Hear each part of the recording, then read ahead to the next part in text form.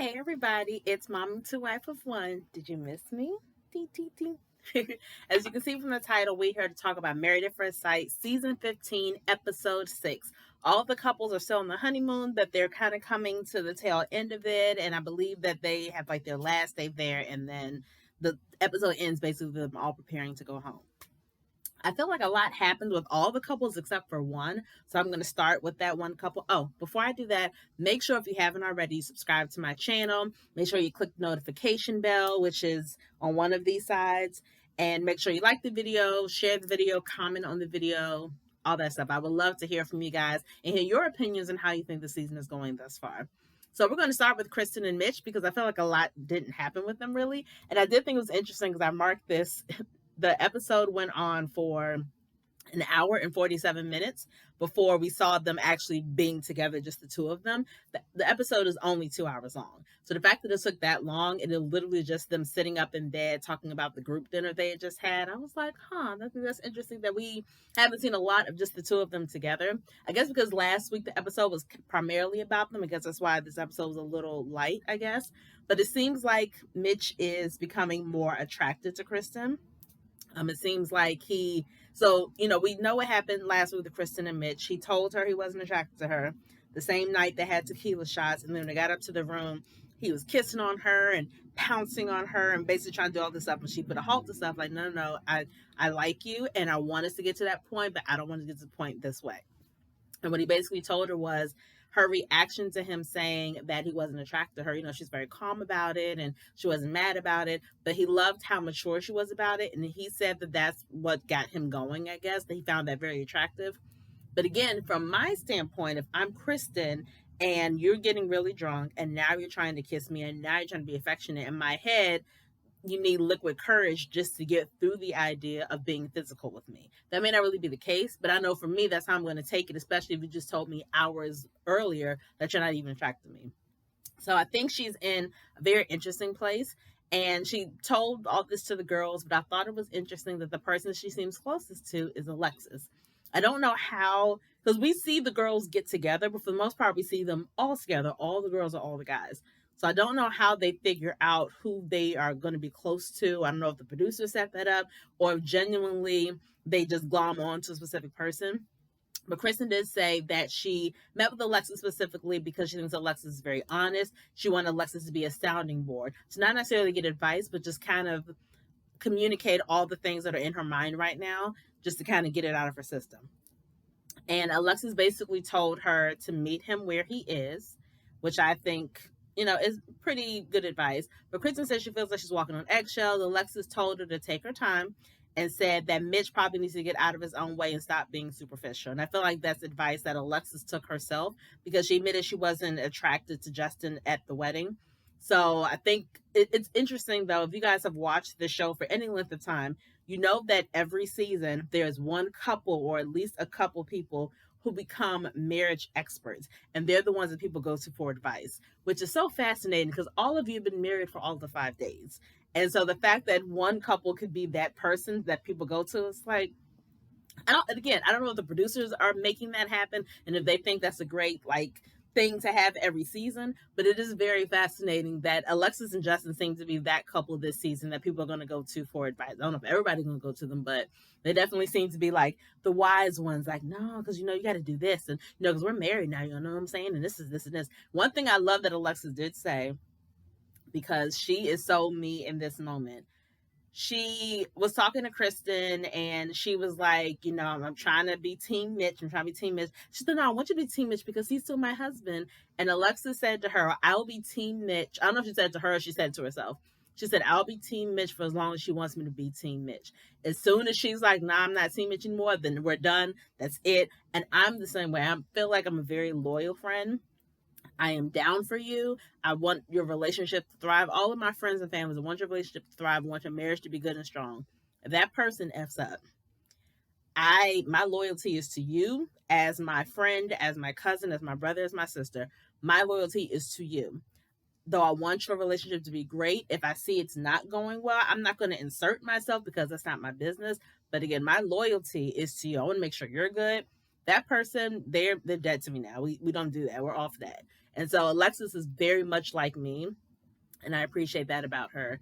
And Kristen also said, which I thought was kind of sad, she said, I want a husband that wants me. And it seems like such a simple thing to say, but the fact that she has to even vocalize that is kind of sad.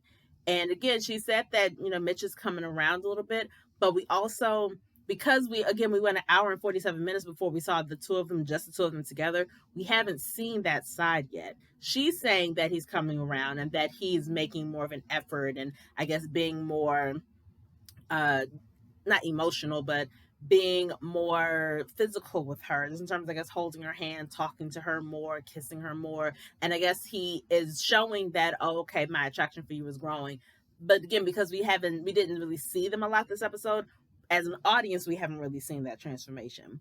So hopefully we get to see it a little bit next week. He did say that he's in a different place and he's excited to get into a steady rhythm with his wife. And, the honeymoon is a very interesting time. It is supposed to be very relaxing. It's enjoyable. It's paradise. Everything is all good. But there's also the time, a lot of times, when the tensions kind of run high for the couples. Because while you're getting to know this person, you may be learning things that don't sit well with you. And it's very easy for your imagination to kind of run amok. And truthfully, I feel like any heavy conversations, my personal opinion, heavy conversations should not happen on the honeymoon. That's the time to kind of take a break, to enjoy the fact that you are married, enjoy the fact that you are somebody's wife or husband, enjoy paradise together, learn each other kind of on a surface level. Then when you get home and your lives are merging together, then deal with the heavy stuff. I feel like it's a waste of a great vacation to deal with the really heavy stuff up front. It's not like you're dating this person and it's like, okay, we got to do the heavy stuff right now because when we get home, if you're not great, I'm going to leave you. No, you're married. So you're going to stay married for at least 8 weeks. So you might as well hold off on the heavy stuff. You have plenty of time to deal with that stuff later. Just my opinion, but that's what I think they should do in the future. Also, so even before I get started with the next couple, when the episode first started, all the wives met together for brunch, and then all the husbands went tequila tasting, which I thought was really interesting because it seemed like they did it really early in the morning. Like, why are you doing this so early? And why couldn't the girls go tequila? It seemed like kind of not a sexist thing, but the girls could have gone tequila tasting and the boys could have gone to brunch. Like, I don't know. I'm sure I'm reading too much into it, and that's fine, and I don't care. But at the tequila tasting, the husbands are just kind of catching each other up on things. And Justin said, all of them basically said that none of them have had sex. That's the kicker. We're going to get to this couple next. The first couple that had sex this season was Lindy and Miguel. Were any of you shocked? Did any of you call that? I know I didn't call it. And I think everybody there was like, what? The two of you? What? I was so shocked. Very, very surprised that they were the first ones to have sex. And it's a very interesting thing because last week I said in my video, I think Miguel is pushing sex way too much. He keeps talking about it, kind of not pushing her into it, but making it seem like we have to have sex, like we have to have this emotional connection, and the only way we're going to get is through sex. And she's like, no, but I want to be more comfortable. I want to get to know you a little better. So to go from that to now you guys have actually had it, it was like, it was very surprising. And I think, when we saw in the episode last night, Stasha had the same thought that I had. I hope that Miguel not purposely tried to bully her into it, but my hope obviously was that she didn't just have sex because he was pushing it so hard. And I feel like it's maybe a little unfair of me to even think that because it's kind of implying that Lindy is dumb and like she doesn't have a voice. And I'm not saying that either. But I do feel like some people want to be married so much and they want something to work out so badly that they are willing to kind of bend a little bit to make the other person happy or bend to make something successful, even if it's not necessarily what they want to do. Lindy assured all the girls that no, this was mutual, it was beautiful, and it was wonderful. And Miguel was like, yeah, it's more passionate than I thought, and it was really great, and it just happened naturally. And again, I was like, I don't know how natural it was if you, again, just last week, were kind of really harping on it a lot. And if you're harping on it that much on camera, I can only imagine off camera, you're still kind of saying stuff about it. So I mean, obviously all I can hope is that she's telling the truth. But it was a little disconcerting for me. It was. I'm going to be honest. And obviously I don't know that chick. I don't know that dude. But again, I wasn't the only one who was a little concerned. So she tells all the girls this. She said the intimacy has been progressing and it's really great. But one thing I did notice, and you guys correct me if I'm wrong, whenever we see Lindy and Miguel together, I feel like Lindy is the one who is starting all the deep conversations. She's like, and she is the one who likes to have the conversation. She likes to talk about things. And yes, tell me about your childhood. And I want to know everything about you. She seems a little more interested in that than he is. Not saying he doesn't care, but again, at least on camera, it seems like she's the one asking these questions a little bit more, kind of guiding the conversation, where he answers the questions seemingly honestly, but he's not being proactive in like starting a conversation. And I don't know if that's just big. I think for his personality, he just kind of allows things to flow naturally. So he doesn't see the need to have an almost interrogation. But obviously, the only way you're going to know about someone is to ask questions. So it was something I kind of noticed. Not necessarily a bad thing, but it's something that I was like, that's an interesting thing. Let me just keep that in the back of my head because I may need that information for later episodes, but I don't know. What else happened with them? I mean, not a lot happened. Well, not a lot happened with them when they were alone. But this was okay. Well, first of all, they did have a conversation about how they're viewing this whole experiment. Married at First Sight is a matchmaking show where you get married at the altar, but essentially it is an experiment where you go through all of these tests and these surveys and these evaluations, and then you have matchmakers who trust them to match you with the person that you're going to get married to. You're married for 8 weeks, and after 8 weeks, you decide if you want to get divorced or if you want to stay married. But most people sign up for the show with the intention of finding love and being married. And Lindy asked a very good question. She asked Miguel, is this just a 2-month experiment to you, or is this a real marriage that you want to try to last forever? And she asked that because I guess of some things that he said to her. He basically was like, she said that she's likes the connection they have. She's happy they made that, the step into intimacy. And, she, so I guess in some of their private conversations, he's talked about things that he wants in a wife or things he wants in a relationship.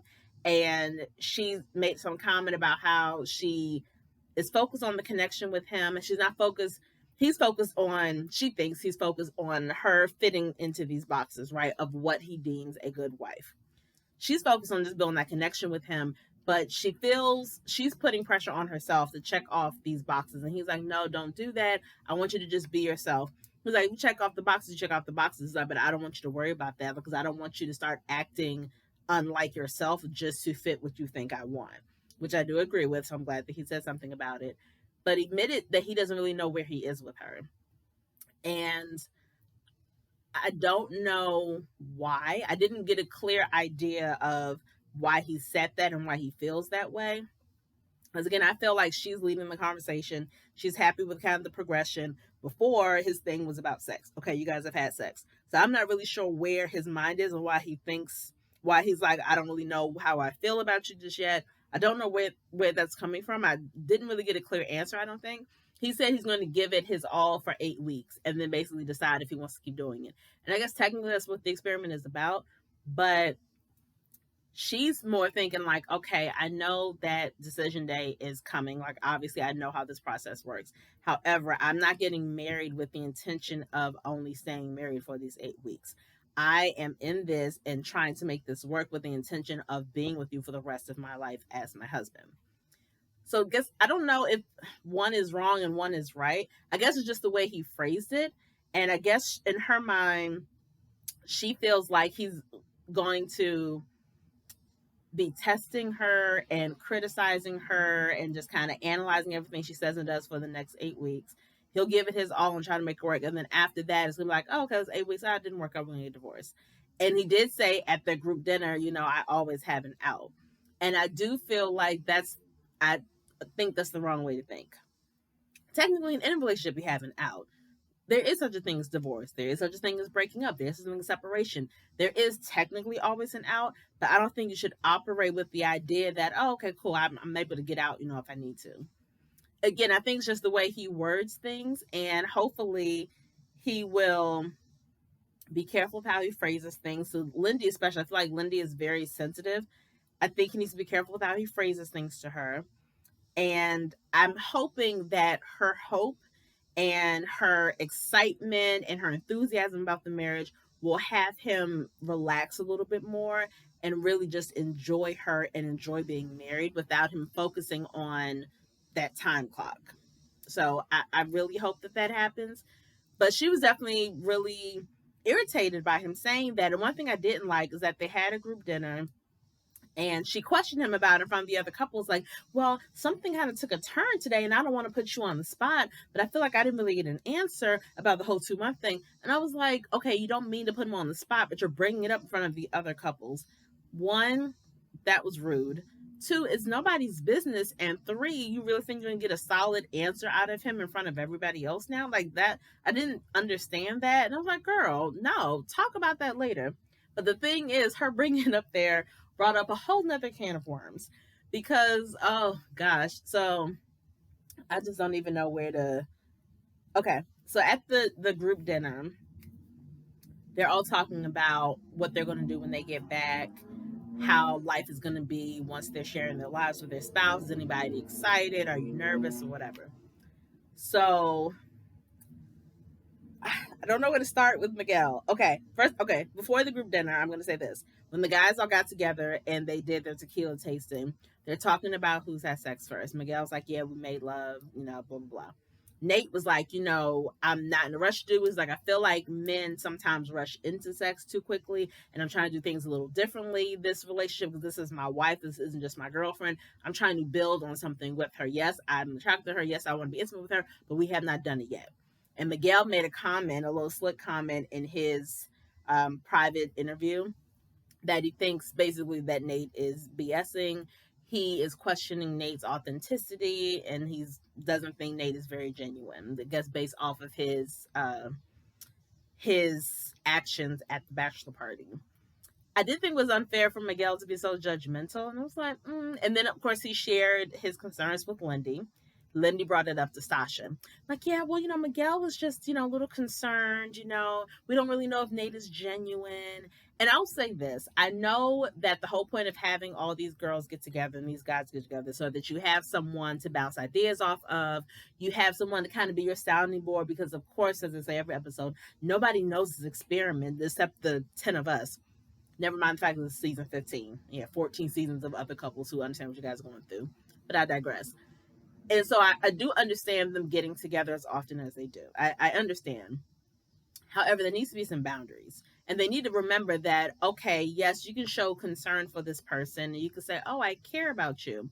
You've known, for Lindy and Sasha, you guys have known each other maybe 3 days longer than you've known your actual husband. Let's not act like this is your homegirl from college. This is your homeboy from high school. You've known them probably 7 days at this point. So there's still some boundaries that should exist there. And so I didn't appreciate Lindy bringing it up to Stasha. I didn't appreciate Miguel's comment about Nate. I thought all that was unnecessary. And I don't know if it was because Lindy brought this up to Sasha about Nate. Because Sasha also said to Lindy, I really hope that Miguel didn't pressure you into this, because just last time we talked, you said you weren't even comfortable with having sex with him yet, and now all of a sudden you've had sex with him. So I really hope that it was mutual. And Sasha started crying because she was worried for Lindy. And she shared the exact same thing that I felt when it came to Lindy having sex. That I thought, was not thought, but I hoped that it wasn't because she felt like she needed to. So I understood where Sasha was coming from. I think that conversation should have happened off camera. I think that should have been a text. I don't think something should have been brought up on camera, especially because it was brought up in front of another bride who probably wasn't even aware of all this stuff. So I didn't really like that. And then after Sasha asked her that, though, I guess that gave Lindy the courage to talk to her about Nate. And I feel like the two situations are a little bit different because Sasha talking to Lindy was more about looking out for Lindy as a person. I hope that you did not feel pressure. I hope that you are comfortable with this. I hope that you are okay, because I've been in that situation where I did something I didn't want to do, or where I felt pressured, and I would hate for you to go through what I went through. Lindy, though, I felt like she was just projecting Miguel's concerns onto Stasha. And I felt like that was unnecessary. I thought it was an unnecessary conversation. And then after that conversation, they have a group dinner that night. And Miguel starts talking about the whole 2-month thing, and I don't know, and and blah, blah, blah. And he also said he doesn't know if he has 8 weeks in him. Now, the issue with that is when they first had this conversation, just him and Lindy, she was like, okay, but that's not how I operate. And that's really concerning for me. And that kind of makes me feel like ish, because I feel like you're just expecting this to end after 8 weeks and whatever, whatever. That was her mentality, was just the two of them. But then when they get in a group setting, she's like, oh, well, I respect him. I don't like it, but I definitely respect it because I have to meet him where he is. And obviously I'm thinking something different. And I was like, it just seemed like a 180 all of a sudden, like, huh, that's not what you were saying a couple hours ago. That's interesting. And then Stasha kind of leaped on it and tried to like interrogate Miguel at the table. Like, well, I'm just concerned because we don't really know a lot about you, and like, how long were you single before you even did this? Did you even want to get married? And I was like, okay. It started to get tense, and then a mariachi band just happened to come along and break up the tension. And I thought it was, I don't know. Again, all of you guys are grouped together all the time per the show's request. But y'all have to understand, again, there are boundaries. Y'all do not know each other like that. You really don't. Collectively, at the most, you guys have known each other for 7 days. So that's not enough for you to come in, Stasha, and be like this big sister type, try to protect Lindy. And, unfortunately, Stasha is projecting her own past on Lindy. So I do understand her being protective because she has gone through stuff herself. I get that. But that wasn't the time. I don't think you should have said anything at all. Definitely think Lindy should have said anything to Stasha about Nate. That's not her business at all. And even Miguel, like, the only thing you have to go on is like, I don't think it's genuine because he said they didn't have sex. But Stasha's told the girls also, like, no, we haven't had sex. So, okay, Nate is telling the truth. So Miguel has nothing else to base that off of. And I was like, had me looking at Miguel sideways just a little bit. I was like, I don't know. And I already told you I wasn't feeling that man last week. So no one pissed me off, but Miguel, I was definitely kind of giving him the side eye a little bit. Like, I'm keeping my eye on you, buddy. I don't know. I'm definitely keeping my eye on you. And she said that she told him when they got back from dinner, like, it's not about what anybody else says. It's about us. Like, we have these great conversations. Let's just focus on what we're doing. She's like, I'm looking forward to what the future holds. And she said the depth and connection that they can build would be incredible. But I couldn't tell if she was trying to convince him or trying to convince herself. I think it may be a little bit of both. But again, I just wasn't feeling him all that much this episode. I was like, I don't know about that. So next, let's see. Talked about Kristen and Mitch. We talked about Lindy and Miguel. I don't want to do Stasha just yet. We do Alexis and Justin. So Alexis did make a comment that I was like, girl. She did say, when they get home, she works out of the office, or she works in the office, and he works from home. So he did talk about how he's going to take care of the house. I'm going to have dinner ready for you. I'm going to take the dogs out. And then when you come home, you're going to have dinner. You're going to have a happy husband, happy pets. We're going to have this great life, have this great work-life balance because you're going to be away. I'll have time to miss you, and you'll come home. We'll be together. And she was like, yeah, when we get home, I definitely want to talk about budgeting. I want to make sure, we understand where we are, blah, blah, blah. And she said something that I just kind of rolled my eyes. She was like, people keep saying that marriage is hard. It's hard. I'm still waiting for marriage to be hard. It's been 5 days. Relax, Alexis. 5 days. Of course, marriage is not hard. But again, you are on a free vacation in Mexico with the husband that you didn't have to worry about dating and pick him out. You know what I'm saying? You didn't have to date him. You didn't have to weigh the odds of, I don't know if I like him. Do I like him? I don't know. You have to worry about saying yes or no to a proposal. You have to worry about none of that stuff. You got married for free and on vacation for free. Of course, marriage is not hard yet. Y'all ain't gone through jack. That pisses me off that y'all always have these conversations so early in the process. Relax. It's going to get hard. Trust and believe me, it's going to get hard. So just enjoy the moment. But don't say stupid comments like that. That just made me upset. Like, girl, chill out. And they talk about how she makes more money than he does, but he says ego can handle it, which is whatever. One thing, okay, this was interesting. At dinner, again with all the couples, Justin is talking about, when we get home, this is how it's going to be. I'm going to have dinner waiting for my lady. I can't wait. I'm going to take care of the dogs. It's going to be great. We're going to have this great life together. And it's going to be amazing. Miguel pops up and was like, okay, so I'm hearing all the things you're going to do for her, but Alexis, what are you going to do for Justin? Again, the way they talk to each other, I think they forget it's been 7 days. Because I know for me, if I get that question from somebody I don't know that well, I'm not gonna be like, "Oh, okay, well that's fair." I'm be like, "My freaking business." I'm like, my husband and I already discussed it.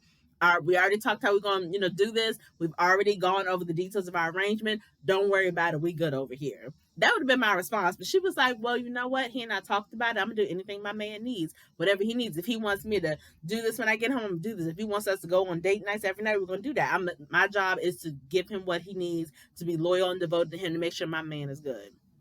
I liked her answer, but I still would have been like offended. Like, okay, who the heck are you to ask me what my intentions are on my own freaking husband when we get home to our home? They got nothing to do with you. They getting way too familiar with each other. Now, I'm not appreciative of it at all. I'm really not. Oh, and Alexis admitted to loving Justin. So last week, Justin said he loved her. This week, she said that she loved him. And that was a very big deal for her. Still don't know how I feel about them saying I love you and it's been 3 or 4 days, but it's not my relationship. It's not my business. Well, technically it is my business because I do these reviews and recaps every week. I'm gonna say that I do like them together. I like how they talk to each other. I like that, and Stasha I think mentioned it, that he's bringing out a softer side of him.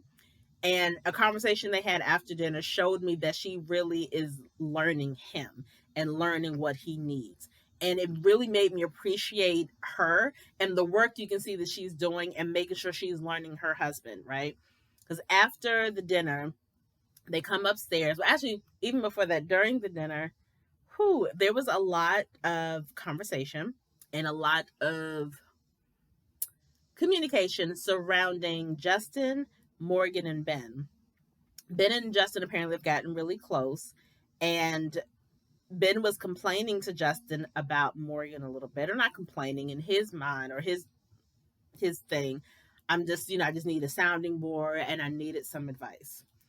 So Justin already like has Ben's back. Like he's like, Ben's my boy. I'm team Ben. But the conversation about like how things are going to be when you guys get back home, everyone kind of answered it. Justin did not like Morgan's answer.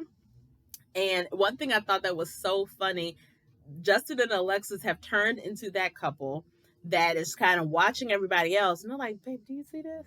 I see this too. Am I wrong? And just having like side conversations. But it was hilarious because the stuff they're saying wasn't wrong. But it was just really funny that they're that couple. And it reminded me a lot of Olajuwon from last season, because whenever all the couples got together and somebody said something wild, Olajuwon may not have said something at the table in the moment, but when they did their private interviews, Olajuwon had an opinion about everybody. Like, nah, I don't like this, and I don't know, she tripping, he tripping too. You better watch out. So it's just funny that it's always one or two couples that have an opinion on absolutely everything. And I said that about Alexis. She has an opinion on everyone, but she's not lying in her opinion. I agree with all the stuff that she said about people. But when they got back to their room after the dinner, Justin was like, I think Morgan is fake. I think Ben is a really good dude. He was like, I've talked to him a lot. And in this process, he's the only one of the grooms who wanted to be married as much as I did. And I feel like basically he was saying, I think Ben is too good for Morgan. I think she might break his heart. And Alexis said to him that he cannot be Ben's voice. He cannot try to save everyone. She said, even though that's your nature, she said something like, she told Justin, you cannot hurt for Ben. You cannot take his hurt from him. You can't do that because that's going to, she's like, I know that's how you are and I love that about you, but you cannot do that, baby. And I was like, she really knows him. She's really getting to know him. And I really love the way they have the conversation. I thought it was so seamless and I thought it was extremely genuine. I thought it was proof that she has this man's back. Even though it's only been 5 days, it's proof that she's going to be that kind of wife that is protective over her husband, protective over his heart, and making sure that he doesn't put himself out there unnecessarily. And that scene was probably my favorite scene of the whole episode. I really liked that conversation. That really touched my heart a little bit. So that's what happened with Alexis and Justin. I don't know if I want to do Ben yet or Stasha. I'm gonna do. I don't know. I did more notes, I guess, on Morgan and Ben. So I guess I should do Stasha and Nate. I will say for Stasha and Nate, because she is, her moniker is boss lady, and that's what everyone says. She's a boss lady. She's stubborn. She works hard. Blah blah blah. I'm very surprised by how much she cries. I didn't expect Sasha to cry this much at all. It's very not concerning, but it was just surprising. Like, oh, you're crying again. Okay. Oh, Justin cried again too. I think we all know Justin will cry probably every episode. But Sasha, I wasn't really expecting her to cry as much. So my overall feeling before I get into exactly what happened last night, I feel like Stasha wants this so bad that she has the potential to want it to work so bad that she unfortunately is projecting the idea that it's not going to work out, and she is going to subconsciously push Nate away. And I'm just hoping that Nate is strong enough to kind of see through the things that she says and see through her actions to understand that she's just scared. I think that she has a lot of insecurities. I think she is still hurt from a lot of things that happened in her past with her family, with past relationships. I think she's bringing a lot of baggage to the table. And she keeps saying, I'm a lot, and I don't know if he can handle it. And I don't know if she means a lot in terms of her baggage. I don't know if she means a lot in terms of her stubbornness and how she works so hard and all that stuff. I'm not quite sure, but I feel like there's a lot to unpack there, and I don't think she's done the work to unpack it. There's nothing wrong with wanting to be married. There's nothing wrong with wanting to have a family. But especially with this kind of experiment, you have to give people time. And I feel like on one hand, she keeps pressing him because she's like, I don't know if you're genuine. I don't know your intention. I don't know if you like me for me. I don't know. I don't know. I don't know. She's saying all that on one hand. On the other hand, he's telling her, I can see myself falling in love with you. I like you. I like spending time with you. I'm vibing with you. I've already told you, I know you're building a house. You invite me to move in. I already told you I'm going to move in with you in this house. We are going to be that power couple. We are going to set up this generational wealth for our kids, our family. We're going to have a life together. He's telling her all of this stuff.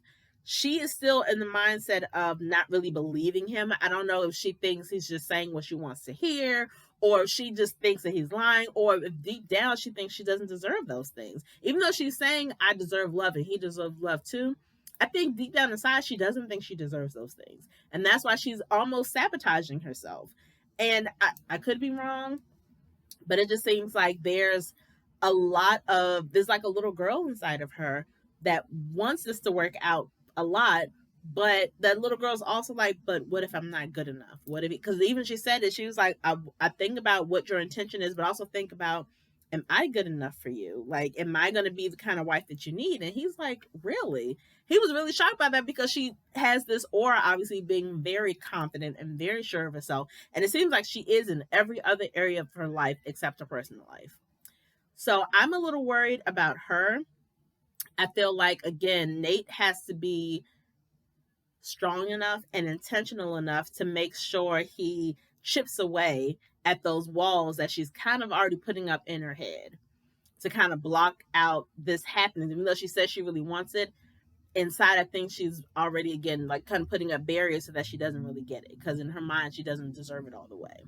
So I'm really hoping that he's going to be patient with her. He'll continue to reassure her as much as he can, but I feel like she's definitely the type of person of show and prove, right? He can say all the greatest things in the world, exactly what she wants to hear. It's not going to be until they get home and she sees him putting forth the effort that she'll be like, okay, maybe this is real. But I think it's going to take some time. Definitely going to take more than 8 weeks to convince her, I think.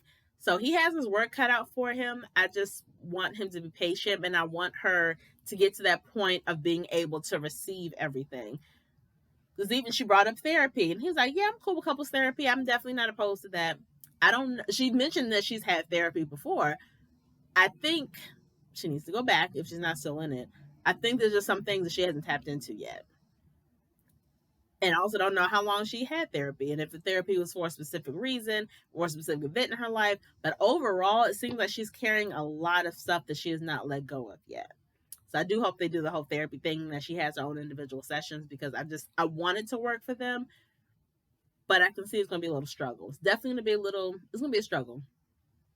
But I did say that when he agreed to couples therapy. I said I hope he's not going along just to go along, but I do like that she brought it up because she seems to be focused. Not that no one else is, but the fact that she's bringing up going to couples therapy already, she's like, we don't have to wait till there's a problem. I think it's important. You know, I've never been married before. You've never been married before. So I think it's important to have someone guiding us. She didn't even talk about the experts.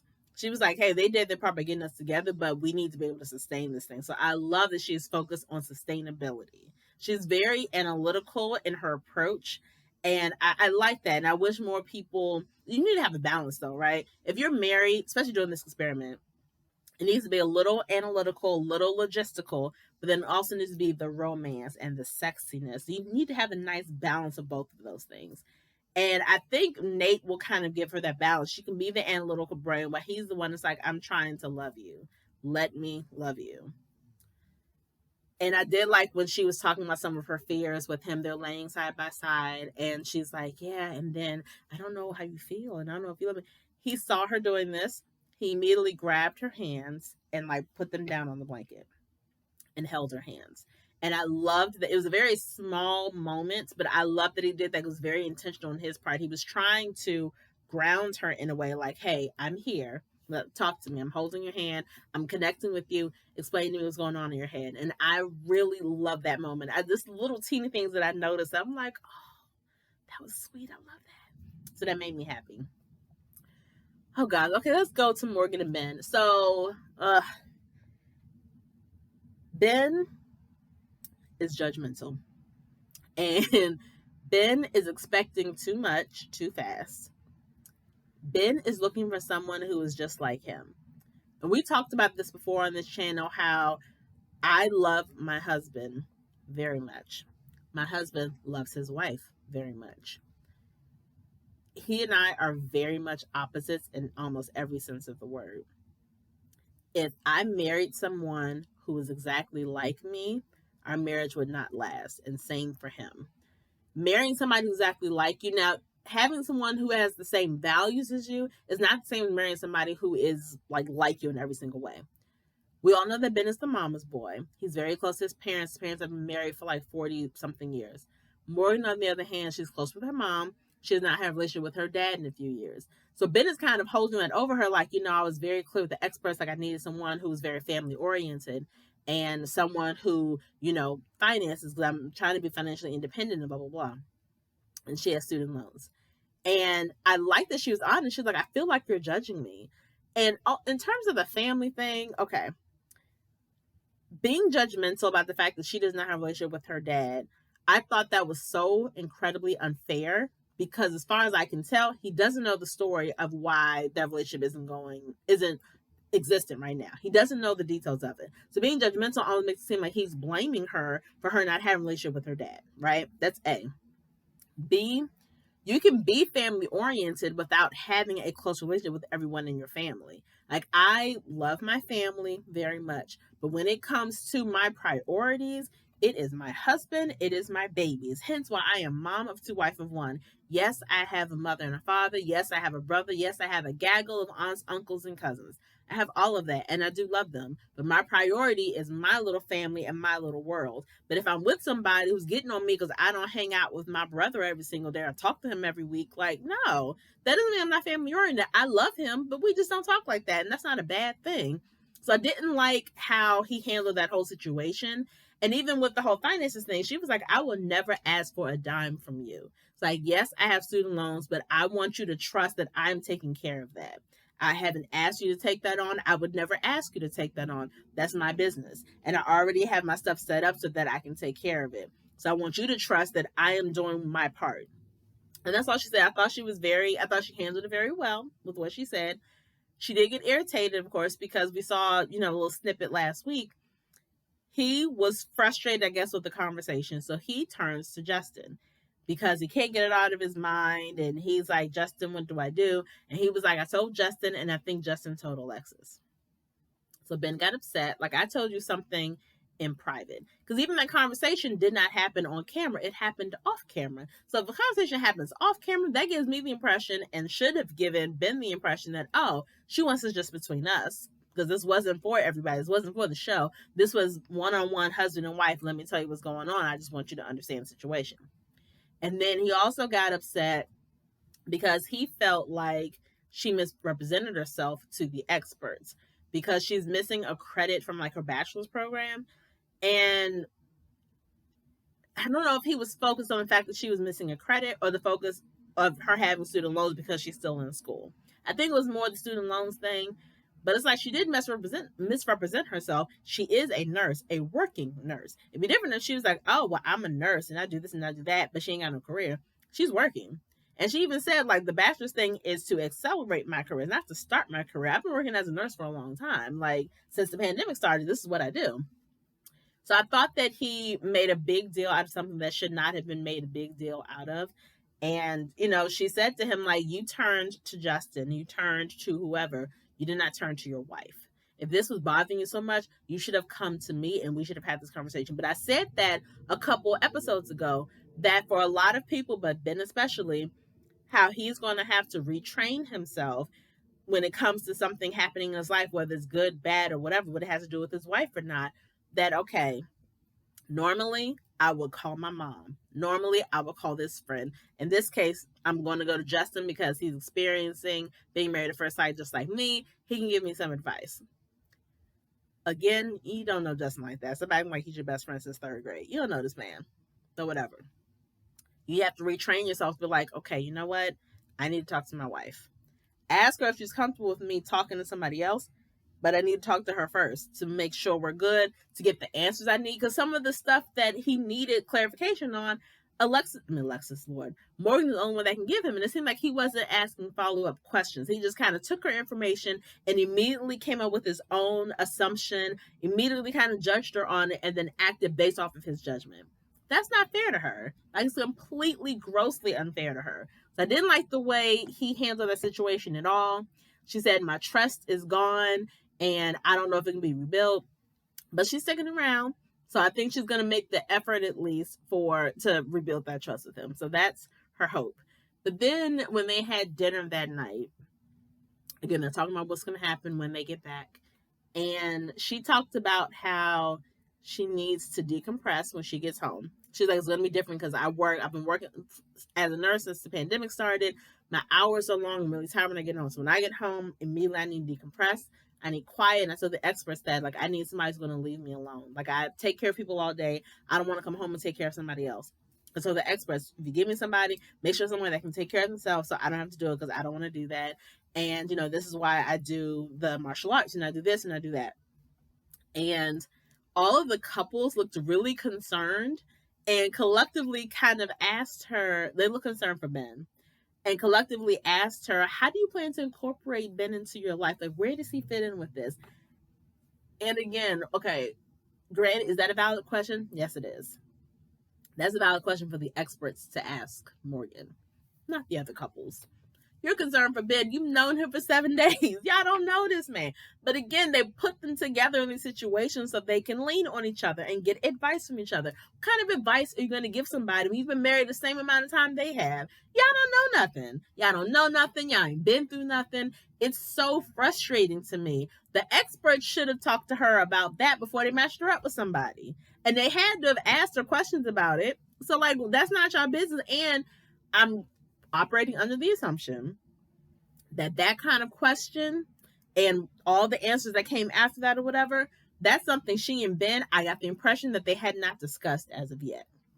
That should have been a conversation between the two of them, solo, privately, so that way when I got to the group, they could be like, oh, okay, well, Ben and I already discussed it and we're going to work things out and we're going to figure it out. And that could have been the end of the discussion. That could have been the whole answer. But turn to this whole thing about how's she going to incorporate Ben into her life.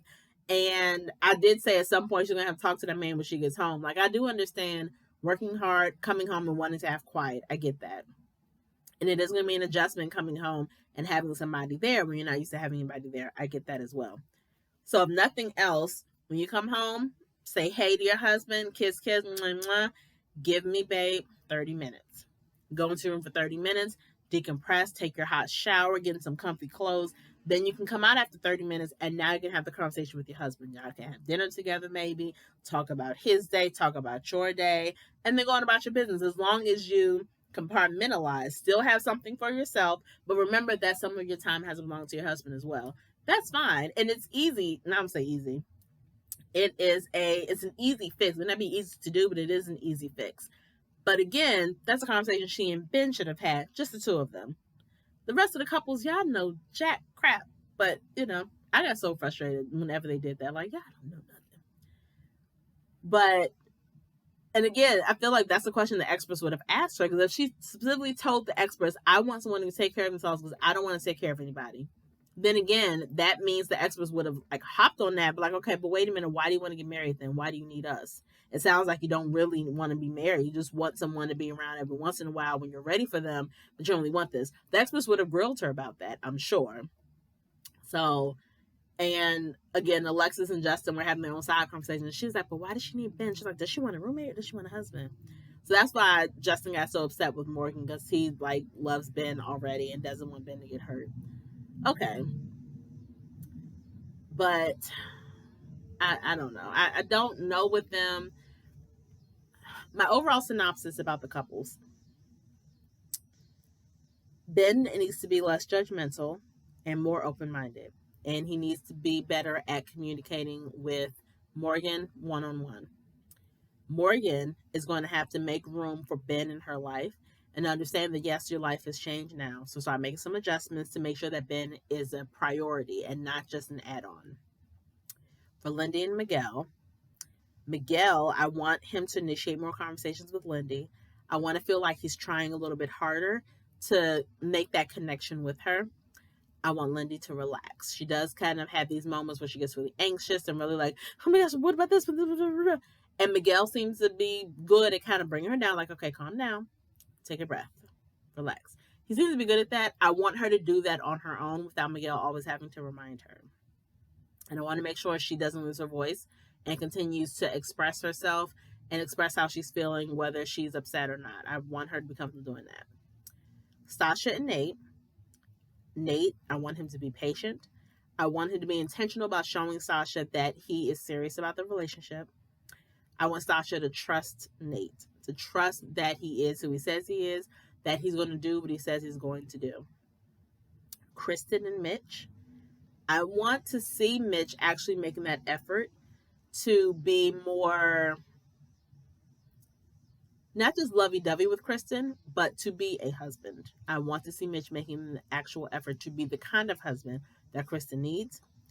I love that Kristen is so outspoken, so I want her to continue to be that, continue to be patient with Mitch, but I love that she's pressing for progression and not just accepting where they are currently. For Alexis and Nate, Alexis and Justin, I don't know. I think they're doing well, actually. They're probably the couple that's doing the best, I guess, out of all the couples. So I haven't seen what needs to be shaken up just yet and what needs to change. I think right now they're doing okay. I'm sure next week I'll say something completely different because they'll be home and things are going to get really real. So we'll see what happens next week, guys. But thanks so much for tuning in to my review and recap of Married at First Sight, Season 15, Episode 6. Again, make sure you like this video, share the video, comment on the video, subscribe to the video, click the notification bell. And yeah, I think that's it. Comment below, though. Let me know what you guys think specifically about Miguel. What do you guys think about him and his character? What do you guys think about Sasha and Nate? How would you have reacted if Ben had done what he did to Morgan, to you? If he had went to another castmate, essentially. Because I don't consider y'all friends. This is your castmate. You don't know this person like that. But how would you feel? Do you think Morgan reacted well? Do you think she should have been more upset? Like, tell me your thoughts below. Let's really talk about these couples. I think all of them, except for Kristen and Mitch, had some really good things happen, some really interesting things happen to them that are worthy of discussion. So let's talk about it below. And I'll see you guys next week. Peace.